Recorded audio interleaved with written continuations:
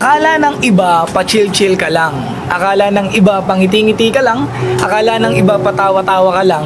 Pero yun ang akala nila. Hindi nila alam na sa kabila ng pagngiti mo, pagiging masaya mo, sa likod nun may mga problema na hindi mo alam kung ano yung gagawin mo. Sa likod nun may mga sitwasyon na hindi mo alam kung sino yung lalapitan mo. Wala naman kasi tayong ibang choice kundi ngumiti na lang talaga at tawanan ng mga problema. Kaya yung akala ng iba na pa-chill-chill ka lang, akala ng iba na wala kang problema, yun ang akala nila. Hindi ba pwedeng magaling lang talagang magdala?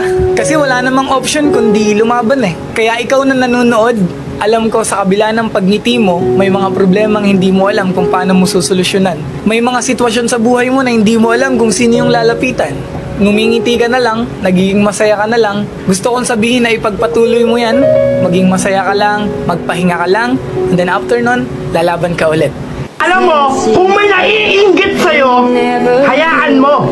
Kung may naninira sa'yo, huwag mong pansinin. At kung minamaliit ka, huwag mong patulan. Hanggang dyan lang naman ang kaya nilang gawin sa'yo. Kaya ikaw, mag-focus ka lang sa goal mo. At kapag nakuha mo na yung mga pangarap mo, be humble. Balang araw, magkikita ulit kayo. Malayo na narating mo. Samantalang siya, nandun, naninira pa din.